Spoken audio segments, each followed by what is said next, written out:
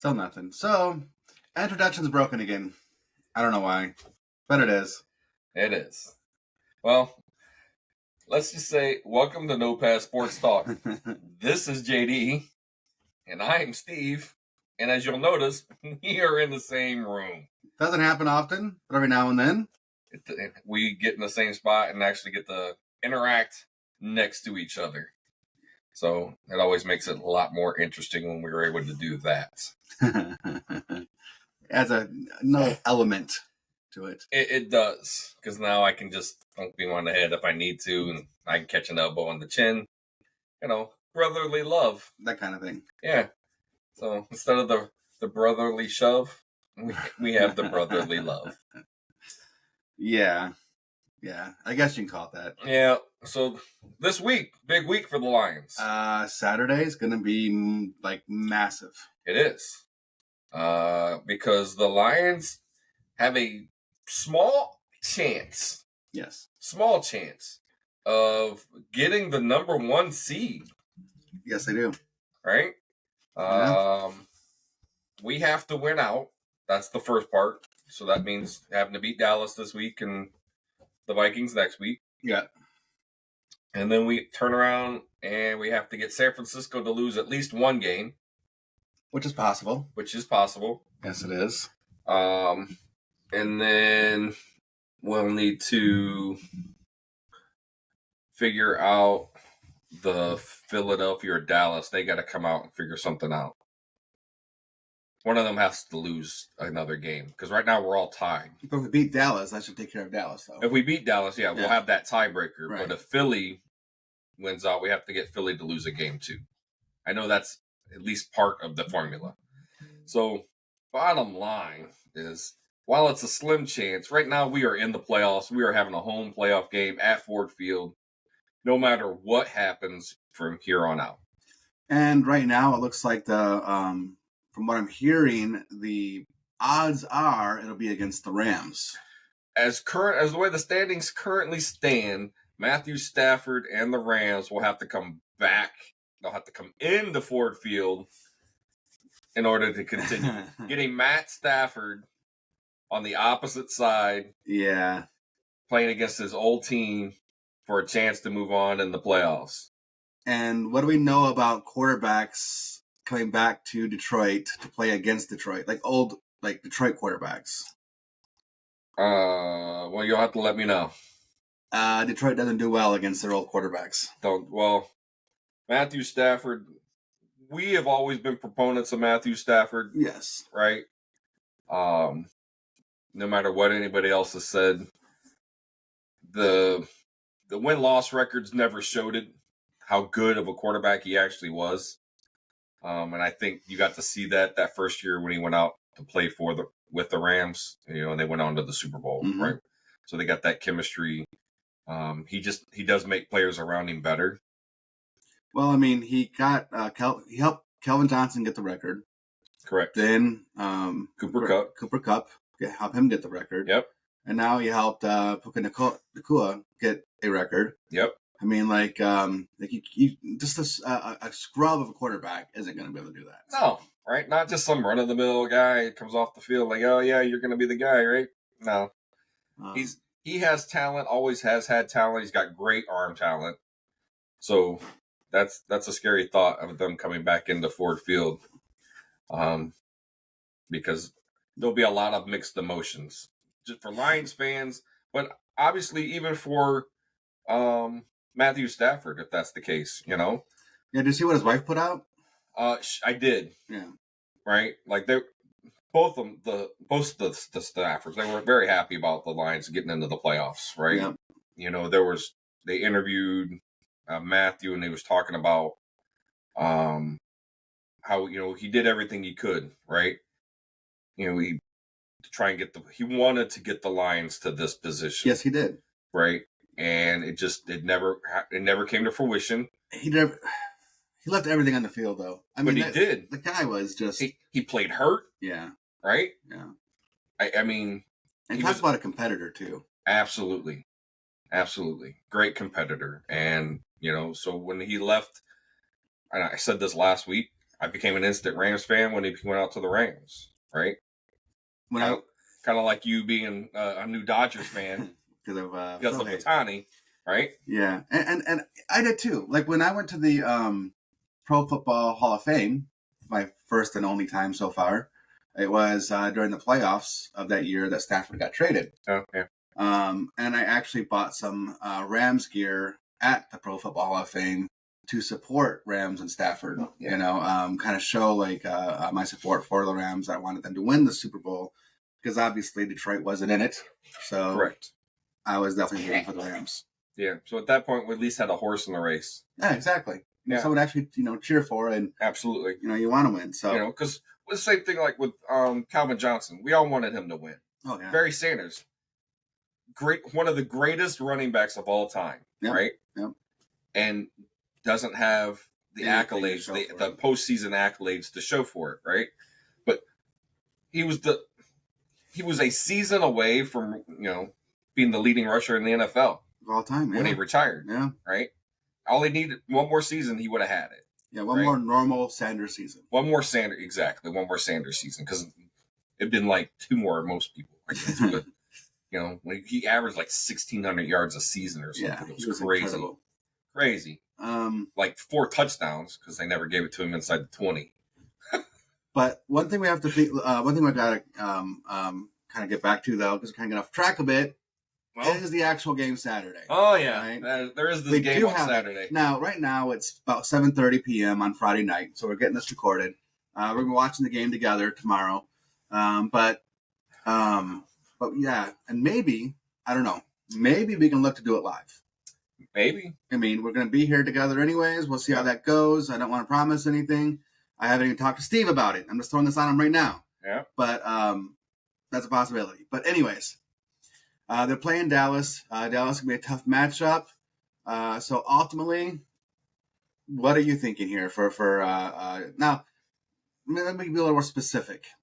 Before we get into the actual matchups, if you had to give Lions a chance right now in a percentage as far as winning this game, what would the percentage be? I'd go 40%. Okay. I know that's really conservative. It might not be for some people, but we are Lions fans, so we talk about that almost every week. Yeah, we do. Right? But the Lions obviously have the team that can compete with anybody, right? Yeah. We do have pieces that are coming back. We're not going to have them this week, right? To include, C.J. Gardner Johnson. He's not going to play this week. Right. So we have the pieces that are in place.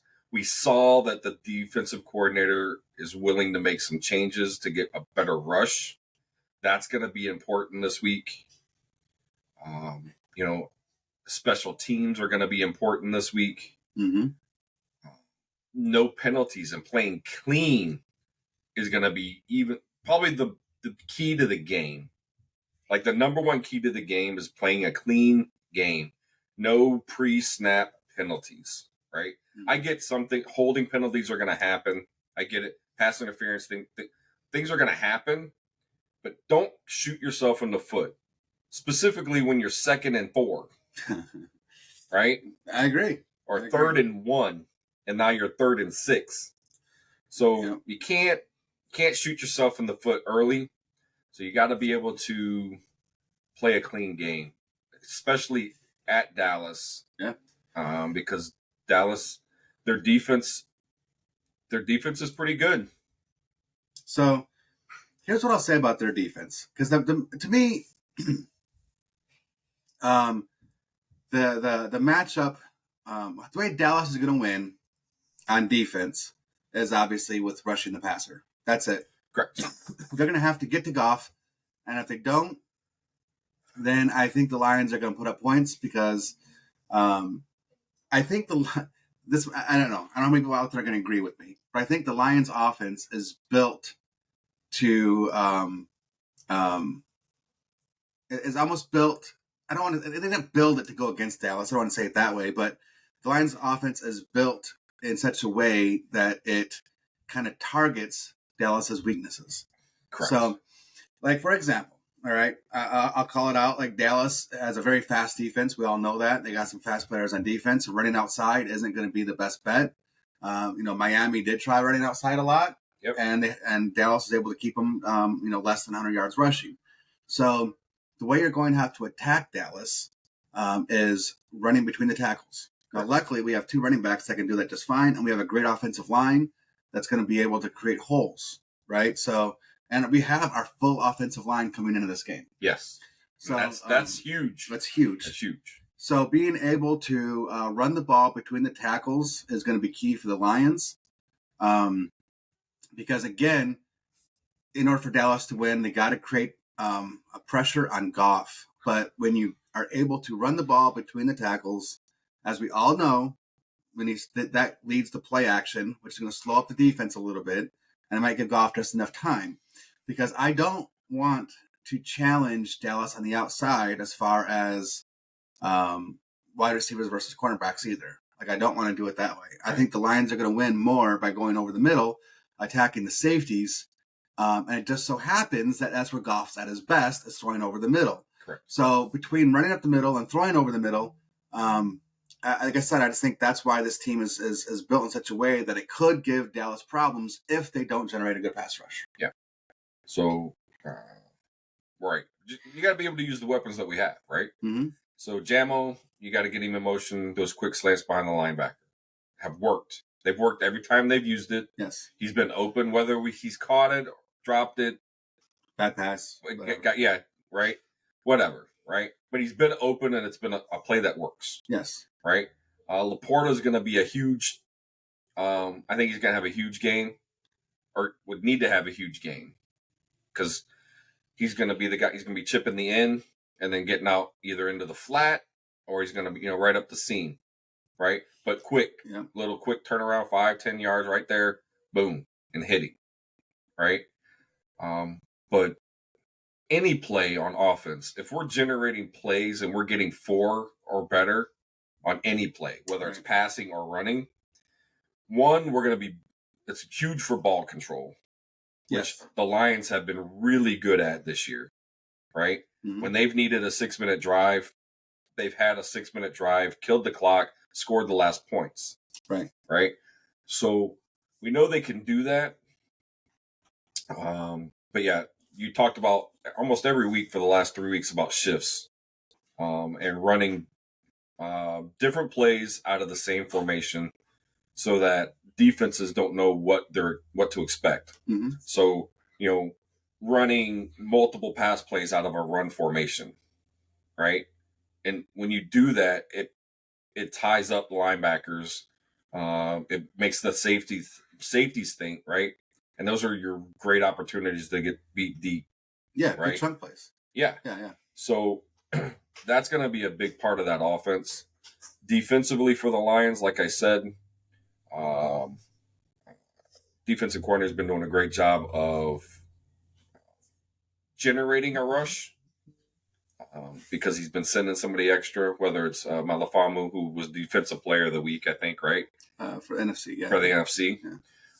Because he had a fantastic game, right? If he was good. If he was great. So, going to need more of that, right? But not just from your safeties. You got to be able to blitz your linebackers, right? Oh, yeah. You got to be able to bring a corner blitz. So, you have to be able to do that. And you have to be able to get home or at least affect the play, right? Because now you're going to be man on the back end. Especially with Dak Prescott, because very similar to Goff in that once you generate that pressure, he's a whole different quarterback and becomes a lot worse version of himself. So we have to get that pass rush generated. Yeah. Aiden Hutchinson's going to be a big part of that. Yeah. I think the difference, though, is that Dak Prescott can make things happen with his legs. Yes, he can. Yep. Right. So that's the other avenue, right? So when we do rush those 4 and we're bringing a 5th guy, we have to maintain our lane, right? Yes, So we got to contain. So it's okay if you want him to kind of swing out of the pocket a little bit. Okay, but don't let him beat you up the middle. So for me, for Dallas, in order to win. They need they. I don't think again. I just don't have a lot of faith in the running game. I know a lot of people will, but not against the Lions defense. I don't think they're going to run that many. I don't think they're going to get that many yards off the run game. Not many people have. Baltimore. Well, yeah, but I just Lions defense. I think it's just too good against the run. So where would Dallas score? It's going to be off Prescott's legs. Yep. CeeDee Lamb, and it's screen game. And screen game, right? Yeah. Like that's where we're going to be looking at it because Lions will be generating pressure, so that's a perfect time to do a screen. Yeah. So as far as Lions keys on defense, it's going to be stopping CeeDee Lamb, containing Dak Prescott, and not to over pursue in all the screen game to kill him. Correct. Right. That's what we have to look at on defense. See what Glenn has been doing with Hutchinson though is moving him across the line. Yes. I love when they move him down to defensive tackle, or when they run the stunt and he comes around the tackle. Right. They switch and they do that stunt coming up there where he's up against a guard in the center. Yeah. While there might be, their shorter arms or might be a little stronger. Speed kills. Yeah. Right? And that's what Hutchinson is doing. He's being able to generate that right up in the face. I think if the Lions do that on a consistent basis and use him where he's down inside and out away from their tackles that are going to, they're built for that speed, right? Right. That's why they're the tackle, right? So if you get him down there, and even pull the linebacker. So if you move Hutchinson this way, the linebacker is coming around this way, and then you have that tackle on the outside, right? That tackle guard gap now has been overloaded, right? Because now who are you going to stop? Correct. So that's Hutchinson moving across the line will be a key piece. I'm not a big fan when they drop him in the coverage, right? Yeah. He's got a wide wingspan, right? Yeah. He does, and he seems very fleet of foot when he's up against, on the line, on the rush. And he has the ability to catch the ball because he does have several interceptions, right, in a couple of years. But I think the biggest play he had last week was the block, the batted ball, right? And because that was an open play. And because he got a rush, got as deep as he could, got his hands up, knocked that down, saved us another play. No, I mean, you're right. But so I'm not completely against Hutchinson dropping back into coverage because I think ultimately what it does is it allows you to, again, have different looks for blitzes. And I think that's what we have to do. We have to, keep disguising our blitzes. And if you can get confusion on, for the offensive line, that's going to be where you're going to get your sacks from. Yes. So, dropping Aiden Hutchinson into coverage every now and then in order to blitz someone else, I think that's why I like it, right? Right. Now, I'm not saying by any stretch of imagination that's something they should be doing continuous over and over again, right? But I mean, if you're going to blitz, like say a nickelback, and you're playing zone, and you just kind of want Hutchinson to kind of drop back and kind of cover that one little area, I totally see that, right? Mm-hmm. Now, I mean, if you're talking about playing man, that's a whole different story, right? I don't want to see him chasing a guy across the field, unless it's a tight end. Like a tight end, okay, but I do not want to see him chasing CeeDee Lamb and try. No, that's a bad matchup. But yeah, I mean, overall though, your 40% win percentage, I don't think is too far off the mark. When I was asking the question, I was kind of thinking the same thing, and I was between 40%. I think that's kind of a fair. I think that right now, with a couple guys being out, that we, on the Lions side of the ball, especially for me, the big guy is Aleem McNeil. And I said that specifically because of how Iffy stepped up and kind of taken the place of, Gardner Johnson. Correct. So Aleem McNeil, I think, is the big loss right now on defense. Yeah. because not only is he able to, penetrate and stuff the run, but he can actually pressure the quarterback as well. Like the guy has been, phenomenal this year. Yeah. Because he's got a lot of man cover, like a one-on-one blocking, because the guard slipped out, right, to help chip on Hutchinson. Right. So it's really opened up McNeil and what he could do as far as the pass rush. Right. And you saw that in the games he was playing, with the sacks that he was getting.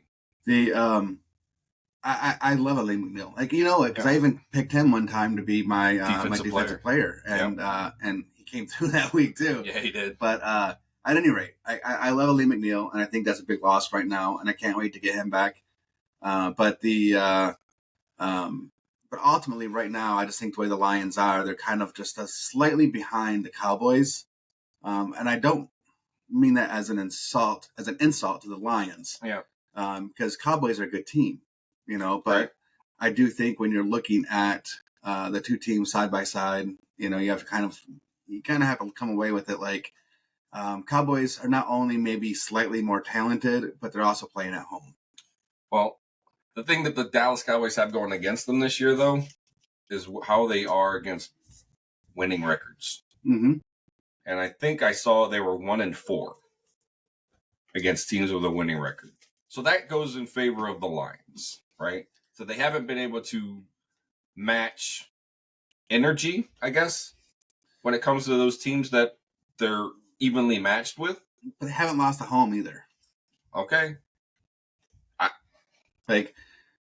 So the way I look at it, I don't want to take away anything what you're saying as far as going against winning teams, because I do think that's a great metric to take a look at, because you can beat up on bad teams all day, and it's like, okay, like what do you do against good teams? And if they're losing against good teams, I think that is a significant stat to look at. Yep. But the Lions have a better record against winning records on the road. Yes, they do. When you look at who they had who they played when they played them, and they had to play them on the road. The Chargers, Tampa, yeah. The Saints. I think the Saints, they were either at 500. I think they were at 500. Right. I was trying to think that, but I think they're at 500. I think they were at 500. Right. Yeah. So all tough wins. Right. Right. All those games they were close. Yeah. Right. But they were also all on the road against teams who had even or winning records. Correct. 500 or above. Correct. So the Lions have shown that they can do that this year. Well, you can't forget about the Chiefs or the Packers the first time they played the Packers either. Right. So you got the Packers, the Vikings? Yeah, they just played the Vikings. They just played the Vikings. They played them on the road, right? Yeah. So, again, winning records on the road, the Lions have figured out how to win, right? So, yes, the Cowboys haven't lost, but the Cowboys also have not a great record against winning records. So, to me, I'm trying to tip it in the Lions' way. I know. Right? Yeah. And you can kind of do that a little bit if you want to start apples to apples, but it's still Dallas at home, and that's how I see it. It's still Dallas at home. It's still Dallas at home. Correct. It's a huge stadium, right? Our cousin lives down near Dallas. He actually sent us a message like, hey, something just hit me, guys. Why don't you just, we can get tickets and go standing room only and go watch the Lions and the Cowboys. Right. Well, it was a little more than that. So it wasn't at $80 with fees and everything by the time. Right. This was a ticket. That was counting. That's not even getting down to Dallas, of course. But the ticket just to get into the stadium was going to be $120. But we appreciate the thought, right? Because I didn't think about it. Because if it was something we would have planned ahead. So like the beginning of the season. Correct. Yeah. Right. Yeah. So I like Dan Campbell's response, right? Because he's talking about playing Dallas at the time that they're actually playing. Now, this is a quote for Dan Campbell, all right? Yep. So I don't know if you heard this quote or not, but I want you to give me your thoughts on it, okay? Here's a quote from Dan Campbell about the Dallas Cowboys and about when they're playing them. So it's like, it's perfect. You couldn't write a better script. It gives you a real good idea of where you're at because this is one of the top teams in the NFC. It just is. we're out at their place where they play their best football. Their back is against the wall, so you're going to get their very best shot. Coach McCarthy has done a heck of a job with that team. I think it's perfect. I really do. It is. We'll find out exactly what it is, and then we'll move on from there. Yeah. End quote. So basically what he's saying is like, look, we're playing some of our best ball, and we know how we're doing on the road. They've got a great record on the road, right? Yeah. I think other than Baltimore, I think Baltimore is the only loss on the road, right? So what does that mean? I think what he's trying to say is, yes, Dallas has a good team, but Dallas has shown a propensity to not play well at times, right? Oh, that's what you got out of it? That's what I get out of it. Okay. Right? That's not me, but okay. And it's that Dallas is a good team, and these are the kind of teams we're going to have to play in the playoffs. That's more or less what I was getting out of it. It is. Right? Yeah. So this is who we're going to have to play when we get to the playoffs. Yeah. So let's see how well we do, and then we can build off of that. So whether we lose or not, I think is what he's saying. Whether we lose or not, what we're coming out of here with is this ability to say, hey, we can hang, and here's what we have to do to be ready for playoff season. Because I like the line when he says specifically, it gives you a real good idea of where you're at. Yep. Because they're one of the top teams in the NFC, right? Yep. Like right there, he's using the Dallas Cowboys as a measuring stick for his own team. Correct. Yes. And a couple shows ago, a couple weeks ago, we were kind of talking about expectations for the Lions and how, and for me, I was saying, like, I can't consider it like a job well done because the expectation for me for the Lions was to win the division. Correct. Right. So that's where that's where it was set at. That's what I expect. Yep. So now they achieved my expectation, but is that really a good season? Right. Like it's almost like you kind of move the goalpost because that's what I want. That's like, and if they would have not won the division, even if they made the playoffs, if they did not win the division, to me, I would have looked at it as a failure of a season because like my expectation was winning the division. Yep. Anyways. I had that same conversation with students in my school. Okay. Right? Yeah. About expectations for the team. Mm-hmm. I says, making the playoffs, that's great. But the way they've started and the way they ended last year, the way they started this year, right, and how the season has gone, the division had to be the goal. That's it. Had to be. You had to win it. That's the minimum. Had to win it. That's the minimum. But like anything, when I talk to my students and we talk, even my own kids, when you attain a goal, that's not it. Right, you're not done. That goal has to now go, okay, now I want to make it to the NFC Championship game. Exactly. Right? So we won the division. Now I think their goal should be at least the NFC Championship game. Right? See, exactly. So yes, I'm moving the goalpost. Yes. But I have to. You have to. Because if not, you just get flat. Yes. So now we're going to host a playoff game at home. First one ever at Ford Field, and then we're going to lay a big fat egg, and then we're going to go home and like, okay, it was a great season. It was a great season because we won the division. Yeah. Like, no. Look. I want to go to game 2. That's exactly where I'm at, right? Right. Like, look, winning the NFC North for the first time in like 30 years, whatever. I know they didn't win the NFC North, but you know what I mean? Like winning their division. Yes. First time in 30 years. Okay, great achievement. Great achievement. But look, guys, that's the minimum. Like, so what? Like at this point, celebrate it because it was great. It was a fun win. It was great to see, and yes, hooray! But look, that's it. And this is why I want to tell you about this Dan Campbell quote because his quote is exactly what we're just talking about, right?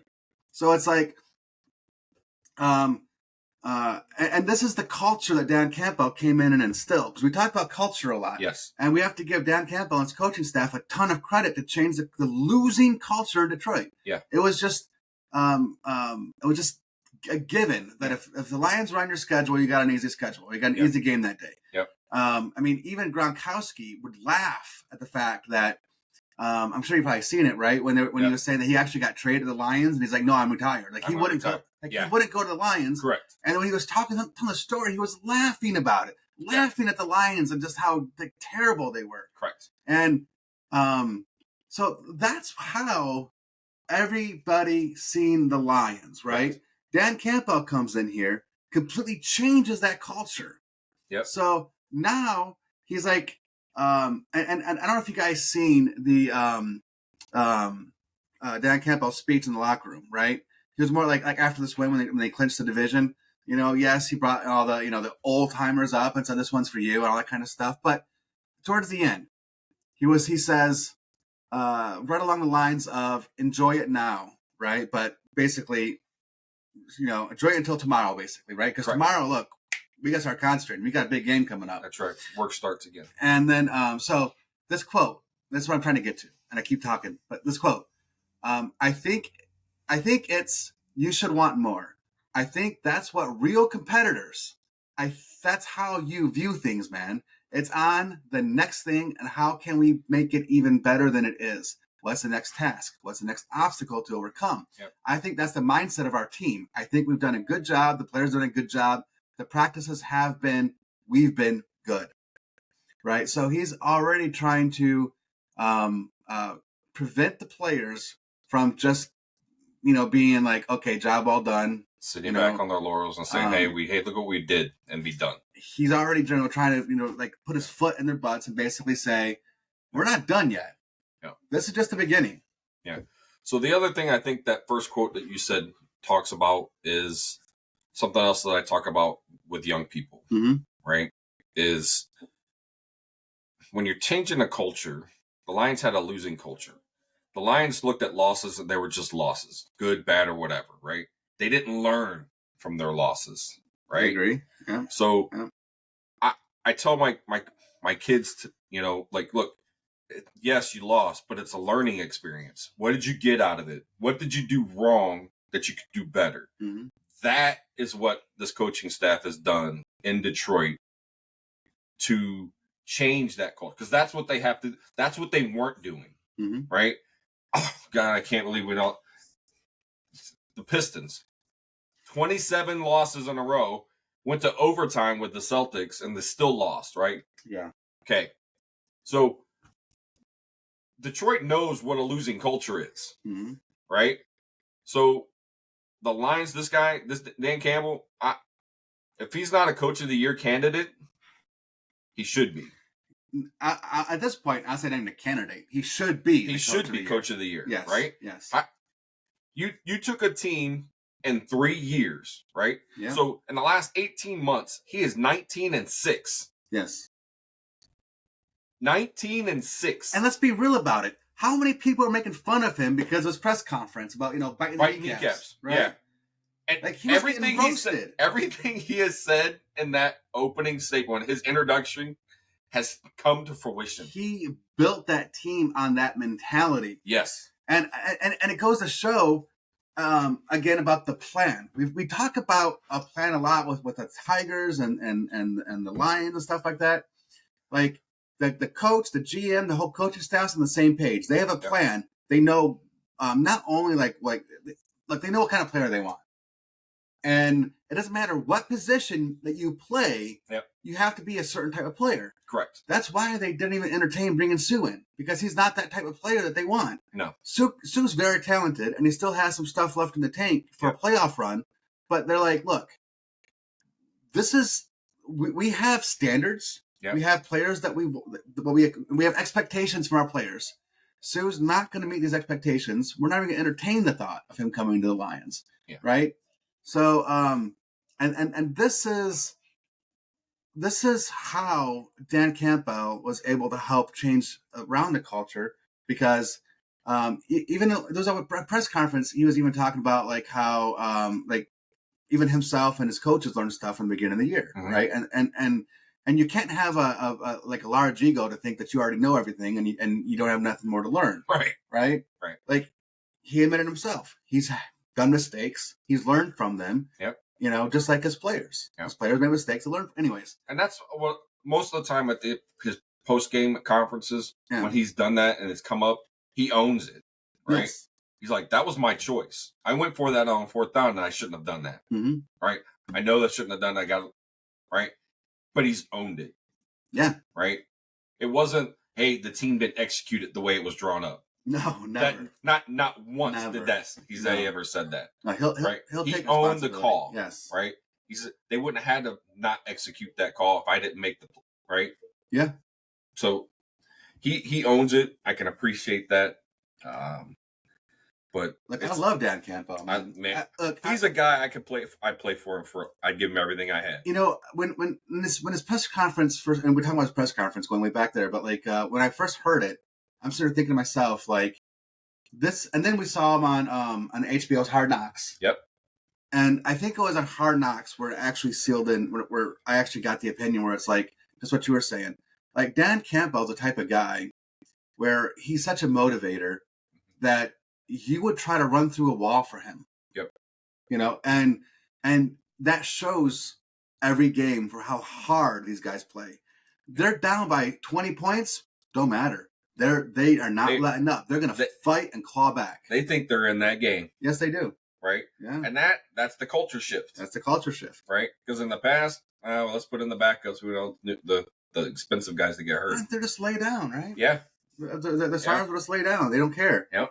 But no, I and so Dan Campbell, like, what's the there was a Batman saying from one of the movies, right? Like, he's not the hero that we wanted, but he's one that we need, or something like that. The one that we needed, right? Yeah.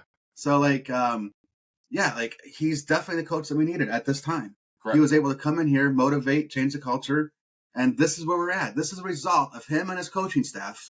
Yep. Helping to change the culture, and I love it. Yep. I love it. And you know, Ben Johnson's going to get a look at getting a head coach job. Yes, he is. Right. I think Aaron Glenn is going to get a look. There's a lot of fans that's hating on Aaron Glenn right now. Right. And I don't understand it. So he's been running the defense the way he's been running it, and then all of a sudden, right, when he needed to, he made the changes when he needed to. Yes. Right? He saw what the Bears did to us.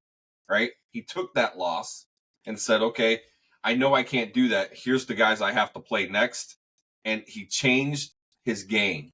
Well, what I liked about the Bears game with what he did for that loss is you noticed it, and we talked about it at our post game. The blitz wasn't getting home, and then he finally started blitzing extra blitzers. Yes. We saw the safeties blitz. We started seeing some linebackers blitzing, and it's like finally, right? Like, finally he's making some adjustments. Now it's too little, too late. There's a lot of other stuff that happened besides Brad Holmes, right? And the defense. Aaron Glenn. Oh, geez, I'm sorry. That's all right. Besides, I was going to say something about Brad Holmes next. That's what I had in mind. But Aaron Glenn is more about just Aaron Glenn and the defense. Yeah. I mean, there was a lot of bad decisions made by Dan Campbell in that game, and I called it out. We called it out. I think you put the defense in a bad position multiple times. Yep. And in my opinion, the defense only giving up the points that they gave up during that game. I thought was pretty good considering the positions that they got put in. Correct. But aside from that, right? Like, I look. What I don't understand is this: there's so many people talking bad about Aaron Glenn. But then they also talk bad about the talent that they have on defense. So, like, you know what I mean? Let's look at who they have currently on defense that's not a big name. All right. Okay. Who is that? What do you mean by not a big name? So, I guess that's Aiden Hutchinson, everybody knows. Are you talking about nationally? Yep. Well, nationally, I think only Aiden Hutchinson anybody really knows, right? Right. I mean, Cam Sutton. Yeah. Right. I mean, C.J. Gardner-Johnson, but he's not playing. He's not playing. Right? Right. But if you look at the rest of our defense, right, he has taken a bunch of, and I don't want to call them average players because they're not, right? No. But he's taken a group of players and brought them together to play together as a group, right? And that's taken time because of injuries and the people he's had to now fill in. And this person had to come in, and this person had to come in. Over the last few weeks, we've actually had a consistent starting 11, right? If you look at the group of players that have played, that have started our games on defense, right? More or less. Right? More or less. I know we rotate in. We rotate, like right? Gildor or whatever else. Right. Yeah. But the guys that you've seen on the field, they've been there consistent. Those are the guys we haven't seen anything bad happen. Right? Yep. So that is, and I think you're seeing a better defense because now they've played together. They've got some time. They like, okay, I know you're going to be where I need you to be because I can go over here and do this. Right? That takes time, and our defense has been like this. Right? Yeah. But it's been it's been like that because of injuries, right? From week 2 till now. So you can't just blame Aaron Glenn, and I'm not. I don't. No. Right? No. He has done exactly what he's needed to do with the players that he's had. And the players are just now showing how good of a coach he is. So Lions have 4 games right now in which the opponent scored 30 or more points. 4 games so far this season. You know, and you look at the teams that put up 30 or more. All right, and we got the Chargers, good offense. Ravens, great offense, right? There was the what else was it? I thought there was like a Bears or Vikings or something. The Packers put up 29. And that's what I just counted. Did I count wrong? Oh, Seahawks. Again, they have a pretty good offense. So there's only 3 then? Did I miscount? Maybe I counted one of the Lions scores. Could have. So just 3 games then, right? Seahawks, Ravens, and Chargers. Where they scored more than 30 points. They scored more than 30 points. So that's not too bad for those teams to score over 30 on you because again, they're good offenses. Yeah. You know, so and they held 2 teams, the Falcons and the Bucks, to 6. Yes. I don't know. Like, look, I'm not going to sit here and tell you the Lions have one of the best defenses in the league, right? No. Well, where do they rank? Where do we rank? Total defense. Let's see. Total defense for the Lions. Oh, jeez. Let's find out. All right. So it should be the... Let's go here, maybe. That's okay. So through week 16, we're 15th. 15th in defensive yard average, so right in the middle. Yeah. Right. So right in the middle. Right in the middle. Why won't let me sort it? That's stupid. Click on their. Go back to the passing defense. Okay. Wow. So passing defense, Lions down there at 23rd. 23rd. Okay, so bottom third, but not at the bottom. Right. And the difference. I was just gonna say that. Right. Yeah. We're looking at from 23rd to 15. What, 10 yards? Yeah. 13 yards. Yeah, 13 right? yards. So 13 yards less a game, and we'd be in the top half of the passing, right? So it's not as bad as I thought it was going to be. And rushing defense is 4th. Number 4, right? Scoring defense is... So our defense doesn't score a whole lot. No. Oh, but it's about points. It's the points that we score. So we're, again, the bottom third, 23.7. Right. But again, the middle is 21. It's 21 and a half. 21 and a half. Yep. Right. So it's basically 2 points less per game, and there'll be, we're right in the middle. Yeah. Red zone defense. Yeah. For some reason. Keep scrolling. Okay.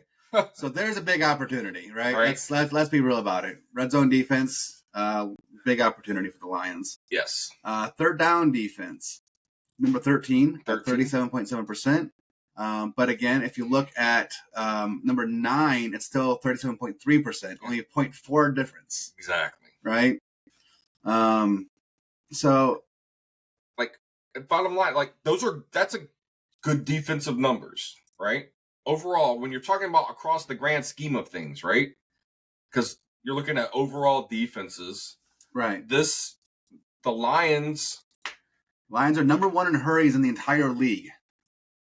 Right, they got 64 hurries, and the next single place team is the Eagles with 60 hurries. Yep. Right, that's a lot. Absolutely. Right. Forced fumbles, they're down. They've got 11. So yeah, 22. Yeah, 22. But I mean, 13's at number 11. So 2 more forced fumbles. Yeah. But anyways, you get what we're saying, right? Like it's not. So we might not be turning it over, but we are affecting the plays, right? Yes. Just because we're making the defense or the offense rush, the quarterback has to rush what he's doing. So that clock has to be faster. And that makes a difference, right? And I think that's where you see, our rush defense is so good, right? Because we're able to stop that, right? I think that's probably why we're affecting the rush. our third down or our red zone defense is so bad because we're not getting home, right? Right. So if we could get home in the red zone, that would improve drastically. Agreed. But yeah, so I just think ultimately, right, like the defense has there's room for improvement, lots of room for improvement. Yeah. Right. But it's not as bad as what it looks like on game day. Because we're more or less in the middle of the pack, it seems like. We are. But middle of the pack in defense in the NFL, you're talking 5 or 10 yards. 5 or 10 yards and you're in the top 10, 5 or 10 yards and you're bottom third. Right. Either way. But that's how close the statistics are. Right. Right. They're not blowing the doors off of people on defense. No. Right? They're not. No. But that's okay.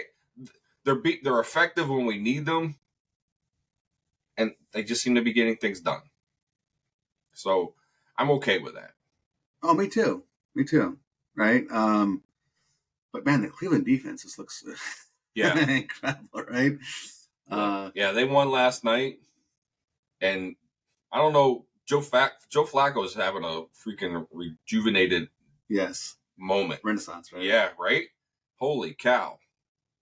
He's got that Cleveland team looking like, why did we sign that other guy that's not working? He hasn't been playing. Right. Right? What's his name again? I can't remember. No one even remembers his name. That's probably a good thing. He's a meme now because now he's chest bumping Joe Flacco as he comes off the field. Yeah. Right? Yeah. That's the guy they got. Right? And Joe Flacco by no means I think is going to be their long-term solution, but he is certainly the solution for today. This year. Right? Yeah. So that, and we talk about that all the time. Dan Campbell might not be this successful in other places. Yeah, right. Right? Yeah. He's the best coach for the Lions. Yes. Just like we said for the draft, Jahmyr Gibbs is the best running back for the Lions. For the Lions. Right? May not be in the whole draft, but for the Lions, he's what the Lions needed. Yeah. So if they can get him and Montgomery running up in the middle between the tackles tomorrow, and again, that's going to certainly set the tone. And I'm thinking, it's going to slow Micah Parsons down because you got to slow him down. But think about what we've been saying before the new formations. Spread them out. Yep. Get their linebackers off the field. Yeah. If you spread them out, force them into a nickel or a dime set, have them stay in a 1 or 2 linebacker set. Mm-hmm. I think we have the advantage. I still believe that 100%. Yeah. I don't want them to have their top linebackers on the field. Yep. Let's get them off the field. And if they leave Micah Parsons on the field, guess what? Yep. I will take our tight end or running back over Micah Parsons being able to cover them all day. Yep. That's a mismatch to me. Yep. Micah Parsons is a great pass rusher, great run defense. I don't think he's that great, as far as coverage goes. So let's go ahead and test that. But correct. Anyways, that's what I look at. That's what I want to see. I want to see them having the wide receivers out wider, and look, let's see what happens. Yeah. But spread the field, because when you do that, you have less people in the middle. Yeah. Right. Which ultimately is what we need, especially if we want to run between the tackles. Correct. Let's get those people out of the middle of the field. Yes. I don't have a problem with them bringing them in tight and trying to run it. But again, those are those formations where I talked about you got to be able to pass out of that formation too. Correct. So the defense knows that you're able to do both. Correct. Yeah. I mean, I'm fine with them bringing them tight as well. Again, as long as they are in a nickel or dime. I want their big guys off the field. Yeah. Bring them in tight and still have 4, you got the 4 receivers, including Laporta. Yeah. Right? Right. And you got Gibbs in the back. That's the game. That's what I'm thinking. But anyways, so tomorrow, let's do our little score predictions and who we think we players of the game. So score prediction. What are you thinking? All right. Not what you want, what you actually think the score is going to be. What I actually think the score is going to be. I know, and that's what I'm trying to. So I think it will be 24-21, and it's going to be Dallas. It's hard, right? But if I'm a betting man, now the spread is only 4.5 points. Right. Right. So if I was a betting man, I'd take the Lions with the points. because the Lions have the ability to score, right? But, and my heart says the Lions, it'll be the opposite. It'll be 24-21, the Lions, right? Yeah. But I'm going to go with what I've seen, and it's going to be 24-21, and it'll be the Cowboys. I think because the Cowboys at home, I'm also going to have to go with the Cowboys. But I'm going to call it more of a we're very similar in what we think the point totals are going to be, because I am right there with you. But I was going to, when I asked you, I was thinking 27-23. That's the score I was in my head. But I got to be a little bit more different than you. So I'm just going to go, I'm going to go, say 29-23. Dallas. I think because Dallas is at home, I think that's going to put them over the edge. Yeah. Okay. So I'm gonna let you take the defensive player of the game. All right. So who I think is my defensive player of the game, I have to decide on what do I think that the Cowboys are going to be doing. I think the Cowboys will be passing a lot. Very similar to what we saw in the Minnesota game and what happened in Minnesota. Yep.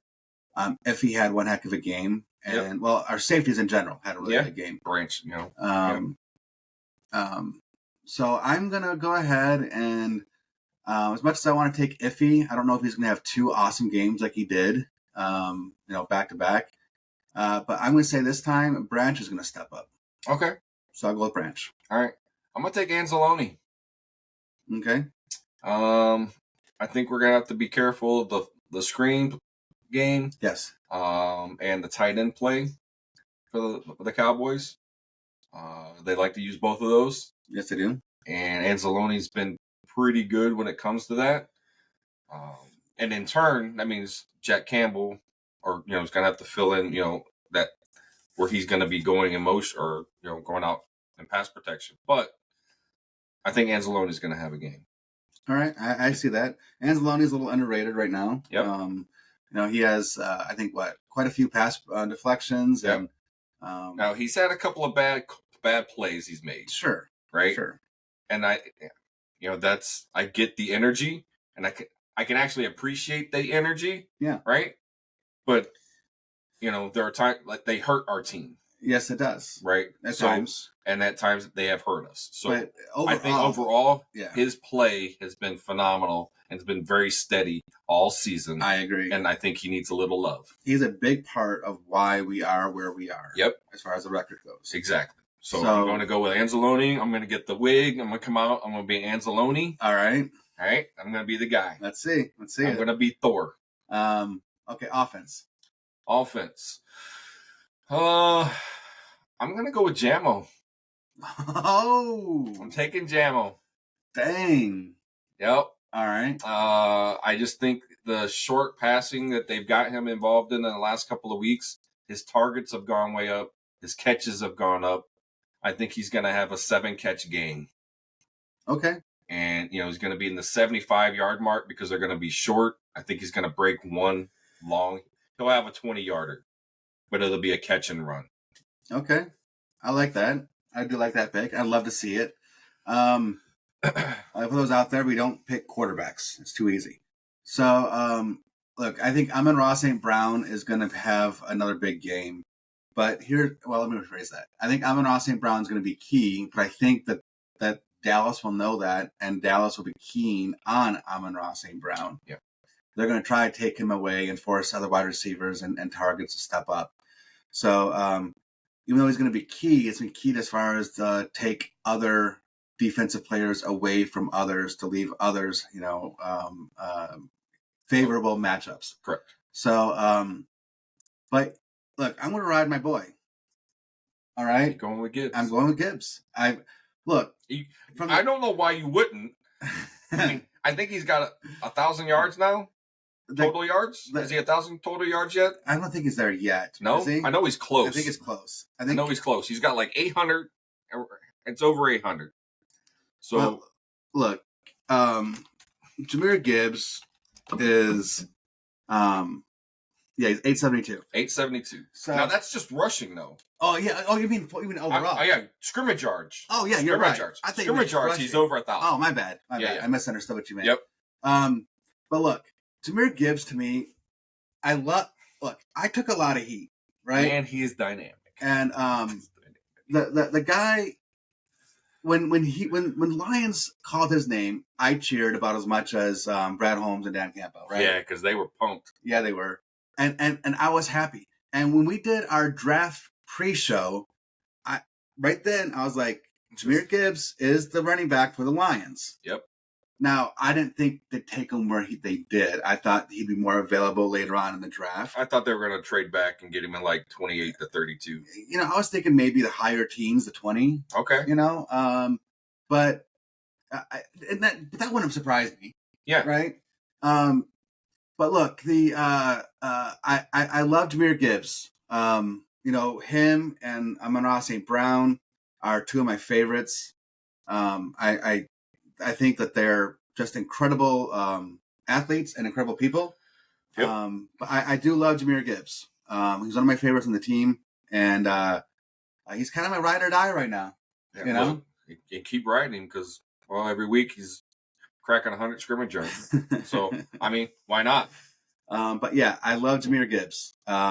So Jahmyr Gibbs, you're out there listening, man. I love you, buddy. I really do. Yep. So I'm going to go with him. I think he's going to, once again, eclipse over 100 scrimmage yards. But what I think is going to happen here is he's actually going to be somewhere around 120 to 130. And I think he's going to get 2 touchdowns. Okay. I think he's going to get 1 rushing, 1 receiving. And I think the receiving touchdown he's going to get is more going to be, more by the goal line. Yeah. I think they're going to do some sort of I don't want to say like a fancy play, but, it's going to be a little toss to him as he's maybe in motion, running towards the outside or something. But it'll count as a pass, not like a toss for a run. That's what I'm going with. I'm going Jahmyr Gibbs. All right. Well, I'm trying to find out he's got 316 receiving yards, but I was trying to see how many receiving touchdowns he has. And my phone's not letting me see it. Receiving for Jahmyr Gibbs. That's news. I don't want to click on news. My bad. But he's got 9 rushing. Just see y'all. So it looks like he's only got the 1. He's got the 1. But he's got 10 total touchdowns for the year. Yes. Right? And as a rookie with 1,100 yards of offense, yeah. He's got to be in the rookie of the year, right? That's a tough group. You got Puka Nacua, yep. C.J. Stroud, yep, right? And C.J. Stroud's probably the leader, but again, he hasn't played in a while, though. And he hasn't. That's the only thing that I think's holding C.J. Stroud back. He hasn't played in a while. Yeah. If he had, that's a whole different story. Yeah. I totally agree with you, but he's been injured for so long that I think that just kind of eliminated him out of it. Yeah, and Puka, that cat is having a year. Yeah, let's look what he's actually doing. I think he's got 1,200 yards. But I know he kind of came down a little bit after Cooper came back. Yeah, but he's had some up games even after he's back. Look at that. 1,300 yards. 1,300 yards. 96 receptions for the year. Okay, let's look at it this way. All right? 1,300 yards. Yep. Jahmyr Gibbs wasn't really used to week 6 or something ridiculous. Correct. He's already at 10 touchdowns. Puka has 5. Yep. Right? So... And as far as yards, is only scrimmage yards, 200 yards behind, maybe less than 200 yards behind. Correct. So, look, I'm just saying he's definitely in the conversation. Yeah. But then to throw in a wrench, you got Laporta, right? Because Laporta also has to be in the running, doesn't he? He's got 10 touchdowns too.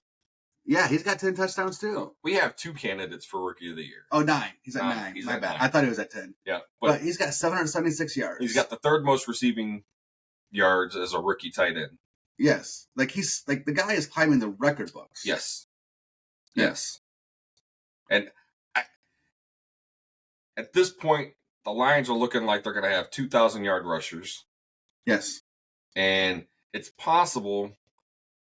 I guess it's highly unlikely here, but if you're talking about regular season as far as Lions receiving, I think they're going to have 2 receivers who have 1,000 they're close to 1,000. I know that. Yeah.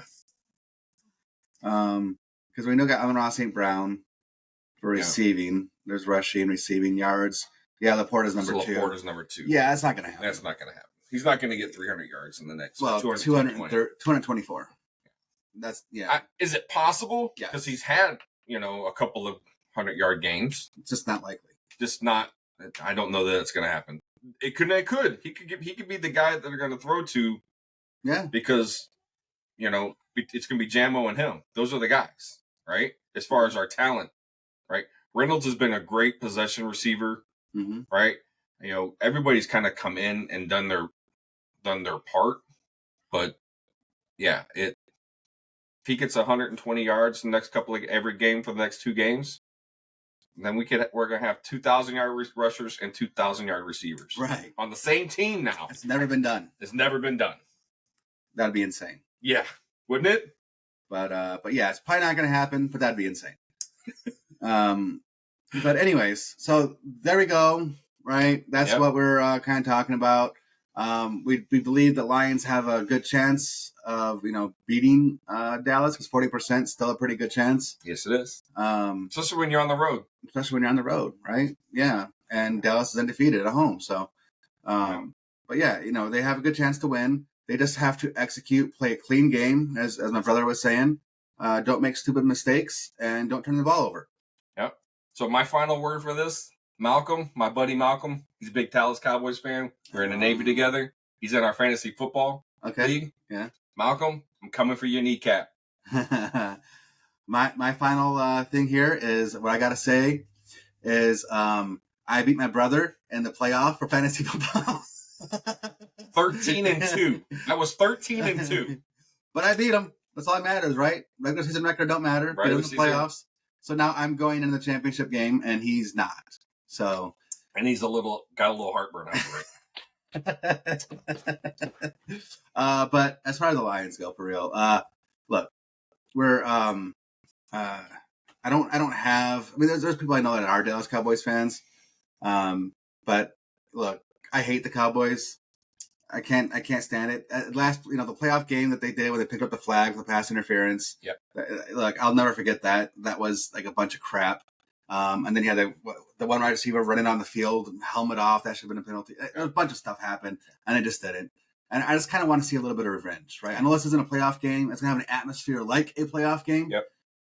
But I just want to see a little bit of revenge. Just go out there. I really, really want to see the Lions just stomp Dallas into the ground. It would be awesome. And while he says he hates them, Washington Commanders fan, even when they're the Washington Redskins way back, I absolutely do not like the Cowboys. I will root for almost any team other than the Cowboys. So with that, we're going to see if our outro works, since our intro didn't work. I mean, for some reason, we've had luck with one or the other. When one didn't work, the other one did. Yep. But we're going to give it a go. So fingers crossed, everybody. Let's see. Hey. Thanks for listening to No Pads Sports Talk. Be sure to subscribe so you don't miss a single episode. While you're at it, help spread the word by leaving a rating and review wherever you listen to podcasts. Follow us on social media at No Pads Sports Talk. Okay, so the ending worked. We're going to try playing the intro now, just to see. Just because. Just to see. No. Nothing. Didn't work. All right, well, you guys have a good day. Appreciate y'all listening. If you stuck with us, you got a little quick look behind the scenes. You got this is our blooper reel. Adios.